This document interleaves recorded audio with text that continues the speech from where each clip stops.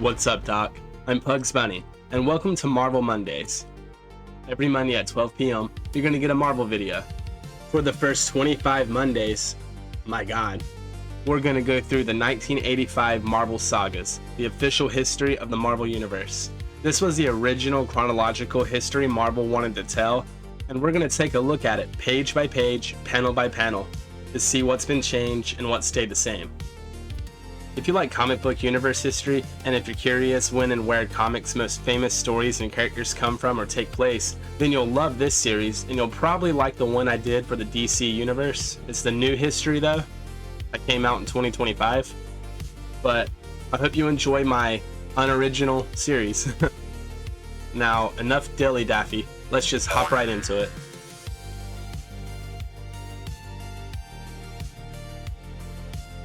Book 1. The Saga begins.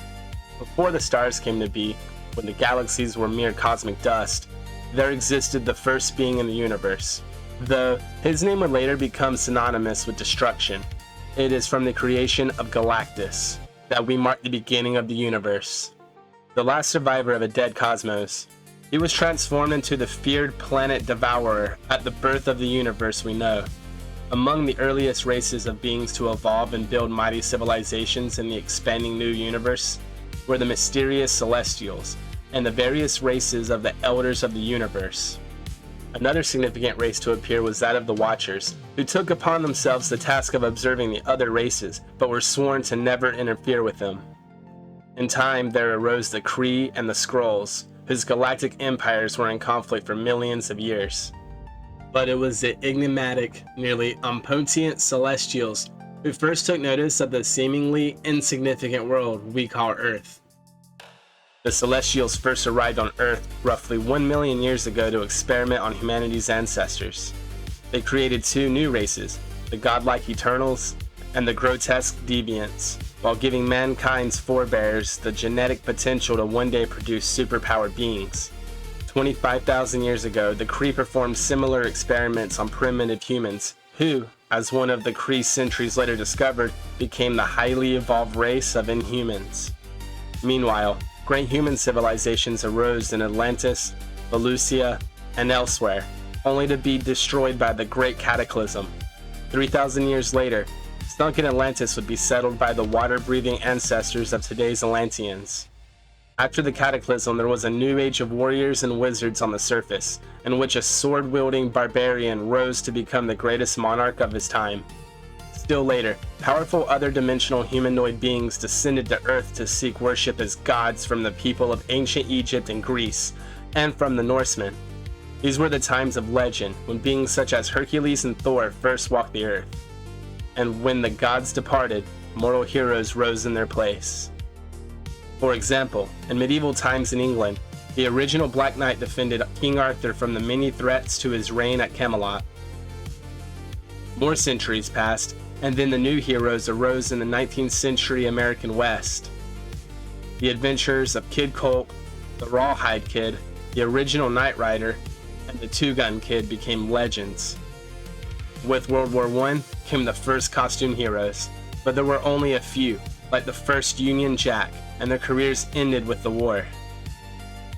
In World War II, Sergeant Nick Fury and his Howling Commandos, at the forefront of millions of other valiant Allied soldiers, proved that men needed no superpowers to soundly defeat Nazi menaces. But it was during World War II when the first superpowered costume hero appeared. There was Captain America, the Atlantean Prince Namor, the Submariner, the original android Human Torch. Their victories over the Axis powers thrilled the world, but these new heroes disappeared after the war's end. The age of the superhero had not yet truly arrived, but the lives of certain individuals were moving in fateful directions, and that age drew even nearer. And then a momentous day arrived. Imagine it as a mere handful of years ago. It was the fateful day that 4 people will attempt to make their first flight to the stars, an attempt that will have far-reaching significance for the future of the universe. On this same day, the lives of other individuals who will also soon have dramatically important effects on that universe proceeded quietly on, like the calm before some cataclysmic storm. The world had lost sight of Captain America, whom cold seas had placed into suspended animation, to be found and worshipped by Eskimos who, having no idea who he was, supposed him a deity of some sort. His ex-partner, the submariner, had been deprived of his memory by an adversary, and was now no more than a pathetic derelict living in the streets of New York. Nick Fury had become a colonel assigned to the CIA, but he longed to get out from behind the desk and to plunge back into action. Soon, the CIA would send inventor Tony Stark on a secret mission to Southeast Asia, but for now, Stark revels in his life as a playboy, free from the burdens he will bear once he becomes Iron Man. Another scientist, Dr. Robert Bruce Banner, finds himself laboring for the government on a secret test of a new weapon he had invented, the Gamma Bomb, that will turn him into the monstrous Hulk. Still, another scientist, Dr. Henry Pym, is now ready to test whether certain subatomic particles he had discovered can shrink a human being in size. Not everyone is so busy. Take Dr. Don Blake, who feels a sudden desire to take a vacation to Norway. Although he does not know it yet, it is there he will reclaim his true form, that of Thor, God of Thunder. On the other hand, Professor Charles Xavier has rarely traveled far from his mansion since he was crippled years before, but for some time now, he has tutored Jean Grey in using her powers. Both of them are mutants. Soon, he will have other students, a team of mutant X-Men. Dr. Stephen Strange has recently returned from his own travels and taken a house in New York's Greenwich Village. He is now ready to act on his own, having been trained in Asia to be a master of mystic arts. Meanwhile, Matt Murdock and his best friend Foggy Nelson are studying to begin their careers in law. It is not as a lawyer that Murdock will bring his father's killer to justice, however, but as the masked daredevil. And much younger student, Peter Parker, soon to become the Amazing Spider-Man, escapes from the taunts of bullies into the world of science that he loves. If only, he hopes, he could someday be as great a scientist as Dr. Reed Richards. Then they wouldn't laugh at him. It is Reed Richards, perhaps the greatest scientist of his time, who is behind this day's secret mission to the stars. Richards' fascination with science goes back to his boyhood, when he was guided through the field's mysteries by his father, Nathaniel Richards. The elder Richards vanished when a time travel device he invented transported him to an alternative Earth. Reed inherited his father's scientific genius and was in college by his early teens. Reed's future partner and best friend, Ben Grimm, grew up on Yancey Street, in a rundown section of Manhattan. The young Ben became embittered towards the world when his older brother Daniel, whom he idolized, was killed in a street gang battle. Within 10 years, Ben has succeeded his brother as the leader of the Yancey Street gang. When Ben's parents died, he was taken in by his Uncle Jake and Aunt Alice, who lived uptown. At first, Ben resisted their kindness towards him. "I may have to live in this dump, but you ain't gonna make me like it." But eventually, Ben came to return their love. He left his life with the gang behind, entered high school, and became a football star there. In his senior year, he was offered a football scholarship to State University. There, Ben first met two men. One became his greatest enemy, Victor Von Doom. "Say, pal, isn't that Reed Richards in there?" "I am not your pal. As for the identity of that naive simpleton, I could not care less." The other was Reed Richards, who had become his closest friend. "You got yourself a new roomie, Richards. The name's Ben Grimm. I figure I'll be more laughs than that nut who just flew out of here." Reed was working toward yet another degree and had one burning ambition in mind. "I'm gonna build a rocket, Ben. A rocket to the stars." "Ha ha ha ha ha. Tell you what, pal. You build that rocket and I'll fly it." Ben had no intention of becoming a pilot when he said that, but after graduation, he entered the Air Force. He became the leading test pilot during the first few years. On the day that he left the military, Ben received a job offer from an old friend. "I've come to hold you to your promise, Ben." "Promise? What promise?" "I built my rocket. You're the only man on Earth I'd want to fly it." Reed and Ben were joined at Richards' rocket base in Central City, California, by Susan Storm and her younger brother Johnny. Reed and Sue had first met years before and were now in love. Shortly before the launch of his starship, Reed and Sue witnessed the arrival of another starship, of which emerged a gigantic alien. He had come to conquer the Earth. "Welcome, welcome to the planet Earth. My name is Reed Richards. Can you understand me?" I can. My name is Gormu. I am a warrior of Krallo. Richards used his scientific expertise to destroy the monstrous Gormu, and was now more determined than ever to finish his experimental star drive rocket as soon as possible. Mankind had to have means to defend itself against future menaces from space, but the government was having second thoughts about continuing to help fund Richards' project. Without its funding, Richards believed he had to give the starship a test flight immediately, despite the possible danger of a cosmic ray storm, or he would never get another chance. So that night, Richard announces his decision to Ben, Sue, and Johnny, his 3 closest friends. He will test a starship that very night. If you want to fly to the stars, then you pilot the ship. Count me out. You know we haven't done enough research into the effects of cosmic rays. They might kill us all out in space. We must make this flight now, Ben, before the funding is cut off. I never thought that you would be a coward. A coward? Nobody calls me a coward. Get the ship. I'll fly her no matter what happens. And so, led by a determined Dr. Reed Richards, the little group speeds toward the spaceport in the outskirts of town. Susan, Ben, and I know what you're doing, but you and Johnny? Don't say it, Reed. I am your fiance. Where you go, I go. And I'm tagging along with Sis, so it's settled. No time to wait for official clearance. Conditions are right tonight. Let's go. Before the guard can stop them, the mighty ship which Reed Richards had spent years constructing is soaring into the heavens towards outer space. She's behaving like a baby. Everything is perfect.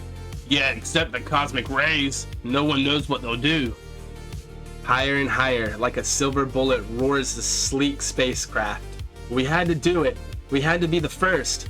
But we're reaching the cosmic storm area. Hang on. Hear that? It's the cosmic rays. I warned you about them. They're penetrating the ship.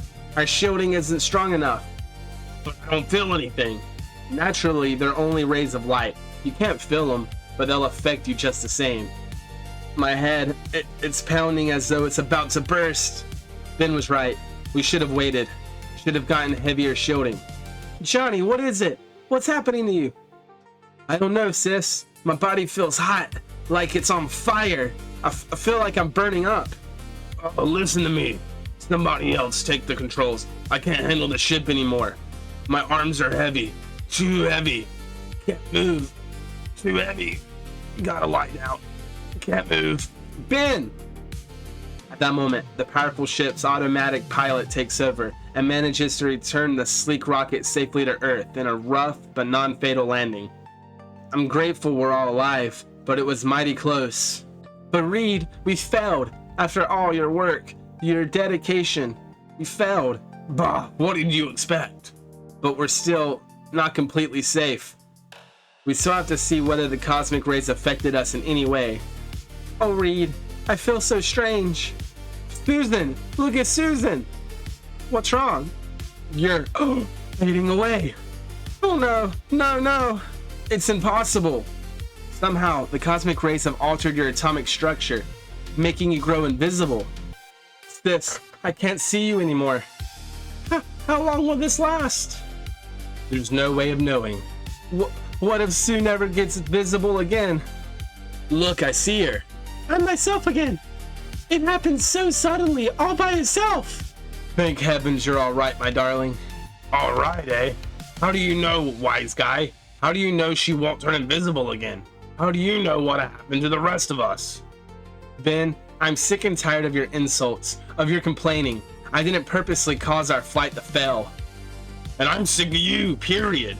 In fact, I'm gonna paste you right in that smug face of yours. Ben, stop. Wait, look what's happening to you. You're changing. Don't try to talk your way out of it, mister. I'm gonna mop up the place with you. Run, Reed, darling. He's turned into some sort of thing. He's strong as an ox. Reed, darling. Bah, how can you care for that weakling when I'm here? I'll prove to you that you love the wrong man, Susan. Oh, hey, wait. No, you don't. You've had this coming for a long time, Ben. Oh, Reed, not you too. Not you too. What am I doing? What happened to me? To all of us? You turned into monsters, both of you. It's those rays, those terrible cosmic rays. Now I know why I've been feeling so warm. Look at me. They've affected me too. When I get excited, I can feel my body to begin to blaze. I'm lighter than air. I can fly. Look, I can fly. Minutes later, Johnny Storm's flame subsides, and he lands near the other three.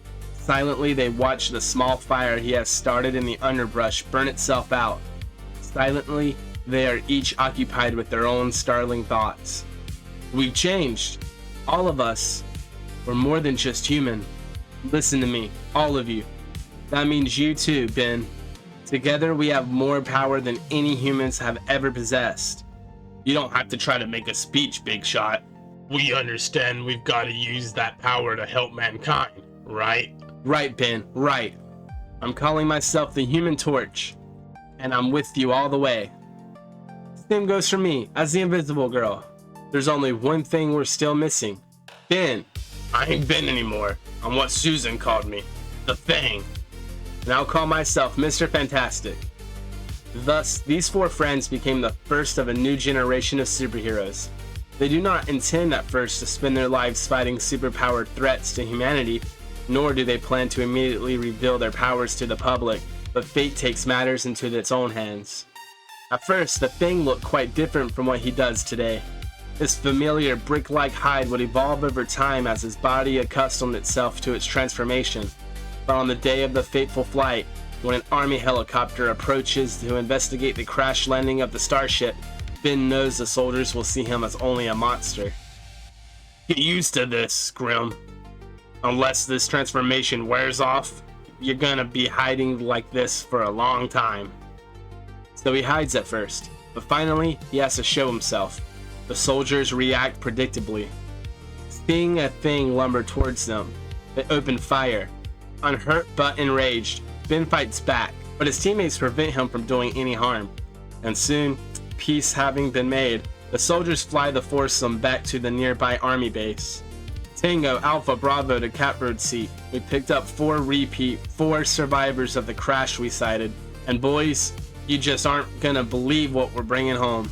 The light words seem to brush away for a moment, the enormity of the events of which they speak, but they cannot brush away the feeling that grows bigger and blacker in Ben Grimm's heart as he sees the soldiers, sees even his dear friends lean unconsciously away from him, and away from the monster he has become. Sometime later, a threat arises that imperils the entire world, and that perhaps only Reed Richards and his allies might be able to stop. So this day, Richard fires a flare gun to summon his partners, and the astonished populace of Central City first learns the name of the new team of super beings in their midst, the Fantastic Four. Frightened citizens recall the rumors about strange beings with weird powers being glimpsed in the city. Can they be this Fantastic Four? Look in the sky. What in blaze does it mean? I don't know, but the crowds are getting panicky. Rumors are flying about an alien invasion. It is the first time I have found it necessary to give the signal. I pray it will be the last. In weeks to come, the Fantastic Four will become respected and admired throughout the world as heroes. But here, on their first appearance before the general public, things are quite different. Why must they build the doorway so narrow? Holy smoke! A monster! It's a walking nightmare! Help! Help! Lily-livered cowards! It ain't human. It's too big, too strong. It's a Martian! Not only the Thing, but even the Invisible Girl unintentionally inspired terror in the streets. Hey, what's going on? Something rushed past me. Something unseen. Stand aside. I have no time to lose. It's a ghost! Finally, the Air Force was called out to deal with the Human Torch. It's a flaming flying object. Let's get it, guys. No, stay back, keep away. Why won't they listen? I warned them. I tried not to burn their planes, but they came too close. Richards has learned that nuclear power plants throughout the world have vanished in mysterious earthquakes. There, it has happened again. This time in Western Equatorial Africa. But how? Why? That's what we've got to find out. By studying the cave-ins carefully, I've pinpointed an island located exactly between them. That is where we will find our answer. It is known as Monster Isle. Monster Isle? That's just a fairy tale. There's no such place. Only one way to find out, Ben. And find out they do. Hours later, Aboard their small private jet, the Fantastic Four see a strange mountain rising from the sea. Like an unearthly, grotesque face, they have found Monster Isle. There it is! Upon landing, the Fantastic Four begin exploring the strange island, when suddenly, look out! It's a cave-in! Hold on, Johnny, hold on! Go. Luckily, Sue and Ben weren't with us at the edge. Far beneath the surface, Reed and Johnny find themselves the prisoner of the first supervillain that the Fantastic Four is to battle, the Mole Man. So you have never heard of the Mole Man, eh? Well, soon the world shall hear of me! The Mole Man explains to his captive audience how he, too, once lived on the surface, where he continually met with mockery and rejection to his grotesque appearance. Finally, I could stand it no longer. I decided to strike out alone, to search for a new world, the legendary land at the center of the earth, a world where I could be king. My travels took me all over the globe. Even the loneliness is better than the cruelty of my fellow man. And then, just when I had almost abandoned hope, when my little skiff had been washed ashore, here on Monster Isle, I found it. That strange cavern. Where could it lead me to? I soon saw where it led. It led to the land of my dreams. Down there, below, I found it. It's the Earth's center. But in the dread silence of that huge cavern, the sudden shock of my loud outcry caused a violent avalanche, and when it was over, I had somehow miraculously survived the fall, but due to the impact of the crash, I had lost most of my sight. Yes, I had found the center of Earth, but I was stranded here, like a human mole. That was to be the last of my misfortunes. My luck began to turn into my favor. I mastered the creatures down here, made them do my bidding, and with their help, I carved out an underground empire. Now before I slay you all, behold my master plan. See the map of my underground empire? Each tunnel leads to a major city. As soon as I have wrecked every atomic plant, every source of earthly power, my mighty mole creatures will attack and destroy everything that lives above the surface. And now, at my signal, those creatures of darkness, my denizens of Earth's center, shall dispose of all you witless intruders. We will see about that, Mole. The thing! Too late, fool! The die is cast. There is no turning back. Bong bong. Hearing the mole's signal, the largest and most deadly of the underground creatures ponderously raises itself into the room. Its brainless rage directed at the four astonished humans. Back and forth, buzzing around the monster's head like a hornet flies the human torch, as the gigantic creature vainly tries to grasp his fiery foe. Moving like a well-oiled fighting machine, the Fantastic Four with the deadly Mole Man in their grasp race for the surface, but then their evil antagonist seizes the signal cord again. You haven't won yet! Even you can't defeat all of my underground horde! Hurry, Reed, hurry! Can you even hold on to one little guy? And then they come, like figments of a mad nightmare. Roaring, running, snarling, the Mole Man's entire army of underground gargoyles. But they hadn't counted on the unbelievable power of the Human Torch. Flying between its fantastic allies and the pursuing horde, he blazes a fiery swatch which melts the soft air. This will cause a rock slide, sealing us off from those creatures. We did it! We're free! And the entrance to the Mole Man's empire is sealed forever. Moments later, where is the Mole Man? I left him behind, and the words of Mr. Fantastic are indeed prophetic. As, seconds later, he destroyed the entire isle! He sealed himself below forever. But Mr. Fantastic will prove to be wrong, and the Mole Man will return again and again to menace the surface world, only to be stopped each time by the Fantastic Four or other superheroes. The Fantastic Four's first victory over the Mole Man makes them heroes in the eyes of the world, but still, beneath much of the acclaim, there is suspicion and even fear of these people with freakish powers. How can we be certain, people wonder, that the Fantastic Four will not turn those powers against us? The coming of the Fantastic Four would inspire the creation of certain other superheroes. To learn about the first of these, we must go back in time to a day shortly before Reed Richards' spaceflight. This is the research and development section of the Amcan Petroleum Company in Edmond, Alberta, Canada. Dr. James McDonald Hudson has invented a suit that gives the wearer superhuman abilities, but it is not going to be used as he intends. Jerry, no! You really can't be doing this to me! General, My apologies for this nonsense. I can't understand Hudson's behavior. Please don't apologize, Mr. Jackson. Dr. Hudson is naturally upset over these developments.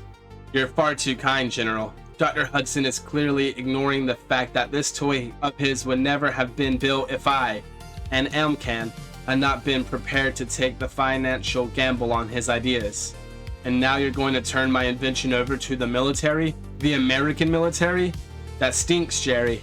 That's reality, Jim. The majority of our funding is American, and our parent office has many deals with the Army before. Well, they haven't made any deals with me. Not with me. Jim. And, as the man designed to become Guardian storms out of his lab and into a nightmare of shattered faith. Dr. Hudson, I'm sorry. I wanted to warn you, but Mr. Jackson wouldn't let me. Yes. It's Miss McNeil, isn't it? You're Jerry's private secretary? I was. I put in my resignation when I found out he was going to do this to you. You quit? Miss McNeil, I'm flattered, but you shouldn't. Please, call me Heather, Dr. Hudson, and don't worry about it, really. That night, Hudson broke into Amcan and put on the suit he had designed for underground exploration. I suppose substantial argument could be made that this suit belongs to Amcan, and maybe it does. But I'll be only too happy to return it once I'm done here. He then destroyed the only copy of the plans for the suit. Satisfied that now Jackson could not duplicate the suit for use as a weapon, Hudson flew away in it. I'll leave the suit where he can easily be found, but the cybernetic helmet is mine.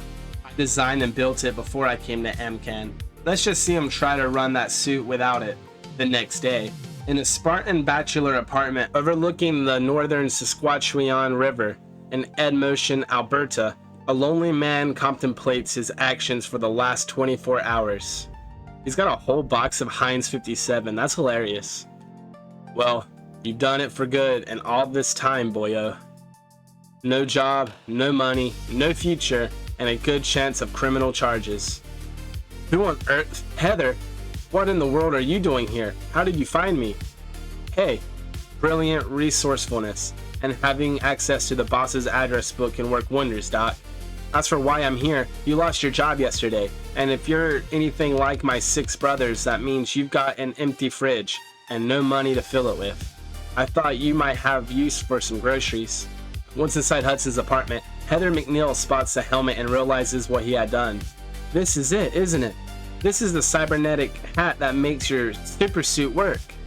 You stole the suit to prevent Jackson giving it to the army?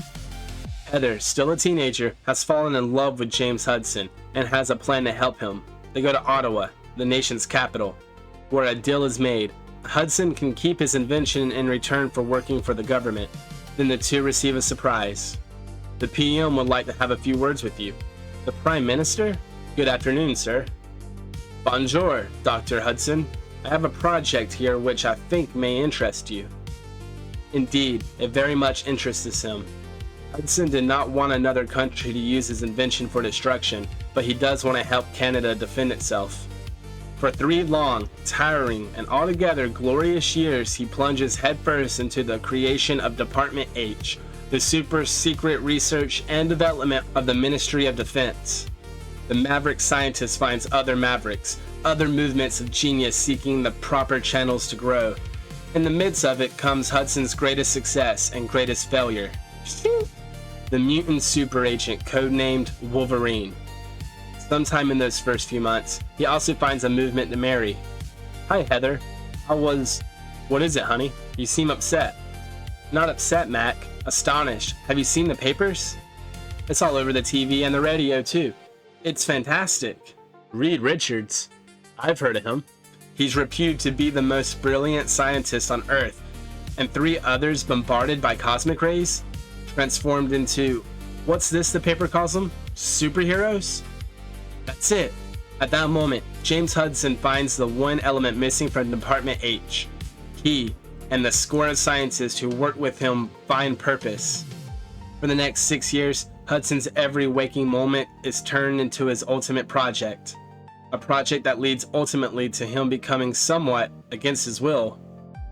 Guardian, the first leader of Alpha Flight, Canada's own team of superheroes.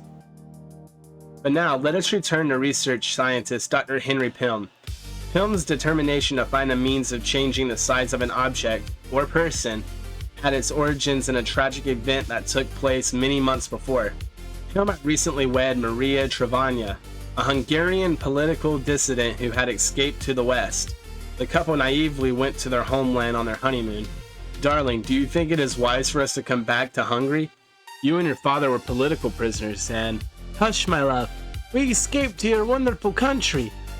They will not know me now that I'm the wife of an American. I am Mrs. Pilm now, not Maria Trevanya. But suddenly, you will not say a sound, Maria Trevanya, or your American husband will be shot. Henry, what is this? Silence, American. Pilm was struck behind as KGB agents drove off with his wife. Later, at the American embassy, Pilm learned Maria's fate. You must be brave, my friend. My people have found your wife. There was a note on her body saying that this is what happens to those who attempt to escape from behind the Iron Curtain. Maria dead? No. She was so young, so beautiful, so wonderful.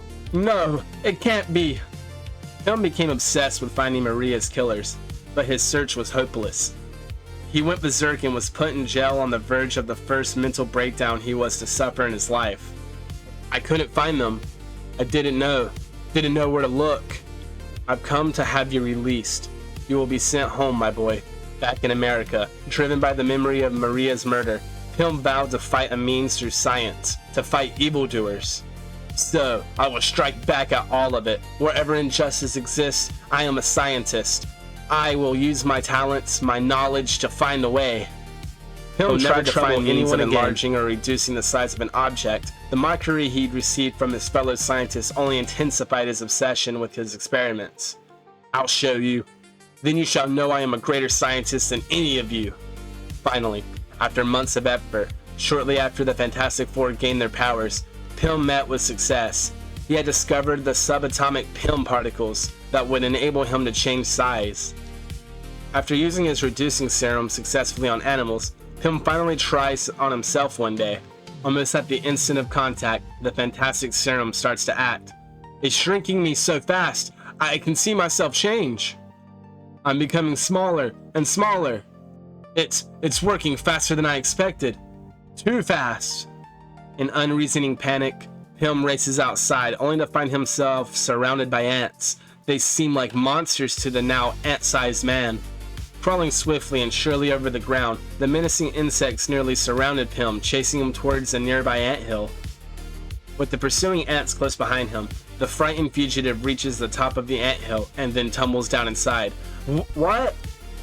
Pilm falls helplessly into the ants' cache of honey. The ants store it for food. It's so sticky I can't get free of it. The more I struggle, the tighter it holds me.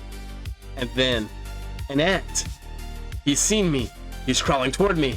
It's incredible. He's trying to pull me out of the honey. But that helpful ant is an exception. In his struggle to escape the anthill, Pilm encounters others who regard him as prey. Oh no, another ant waiting for me. With all its fury, the predatory insect attacks the tiny human. Strong. Too strong for me. After surviving various dangers in the anthill, Pilm finally finds a means of escape with the hostile insects hot on his trail. Up ahead, a path out of this accursed anthill, if I can only manage to reach safety. Long, frenzied, fear-filled minutes later. Made it. And now, there up on the window ledge is my enlarging serum, the only thing that can return me to normal size. But how am I going to get up to it? I can't climb up the wall. It's hopeless. They're almost upon me. I just can't run anymore. Then, just as it all seems utterly hopeless, Henry recognizes one lone form.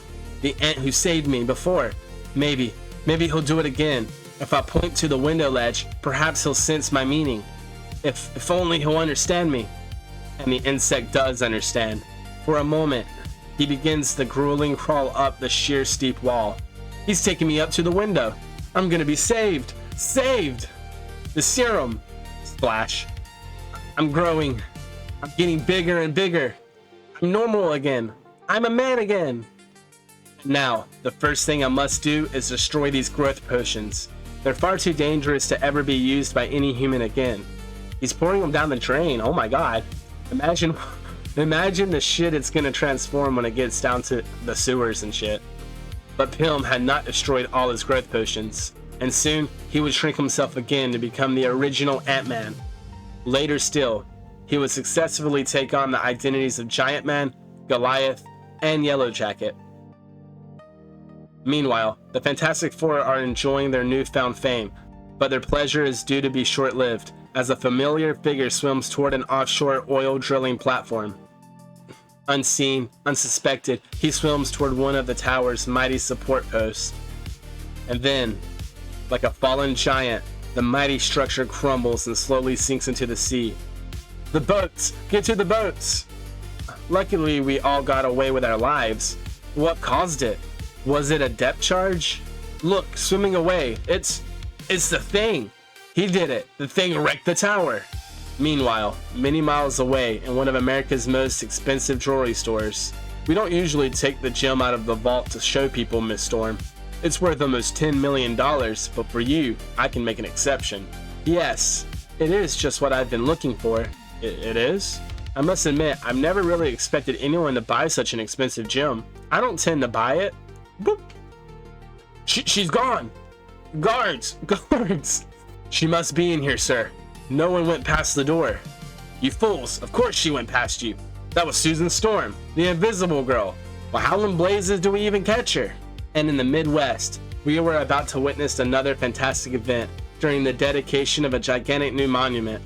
Those priceless statues took 5 years to carve out of solid marble. And now, look in the sky, it's the Human Torch. He's going to, oh no, no! His blazing body completely melted the statue. He's flying off, laughing. Then, at New York's main power plant, an intruder short-circuits key equipment, causing a blackout. That arm, it can only belong to Mr. Fantastic. It is done. The city has been plunged into utter darkness. The saboteur goes to meet his allies, while an outraged nation decides that its new heroes are actually dangerous criminals. We have done our work well. We have succeeded. Yes. By now, the entire nation is hunting down the Fantastic Four. The order is out. Shoot on sight. There will be no place to hide. I've been wondering, how did y'all all accomplish your feats? Although the army thinks it was done by brute strength, I secretly demolished the water tower by means of this concealed electronic detonator. Thought it was an oil rig, what? And as for me, I quickly changed my size to only a few inches tall, but everyone thought I had become invisible. My task was an easy one. With this powered anti-gravity gear and a low-velocity thermal bomb, I really seemed to be a flying, flaming human. As for me, I needed no special devices, for it's an easy matter for me to alter my body in any way I desire, just as it is easy for all of us to do so, which is why the unsuspecting Earthmen will never know we Skrulls have impersonated their famous Fantastic Four. Now, all that remains is for the Earthlings themselves to hunt down and destroy the Fantastic Four. And once the Fantastic Four are slain, no power on Earth can stop the Skrull invasion. Even now, our mothership hovers unseen, above Earth's atmosphere, waiting for our signal to launch the attack. And thus we learn the secrets of the incredible feats we have seen. Above us, the Skrulls from outer space have turned all Earth against the Fantastic Four. That brings us to the end of Book 1, and our first entry in Marvel Mondays. I hope y'all enjoyed my narration, and maybe learned a couple new things about the Marvel Universe like I did. For example, the original Human Torch being an android, Namor becoming a bum, and Guardian creating Wolverine. This is why I love books, or graphic novels, like these. I learned so many new things and questions I never knew I had. They get answered, like why did Henry Pym base his costume/gimmick off of ants? Cause one random ant was nice to him. Thank you my beautiful creatures for watching, and that's all folks.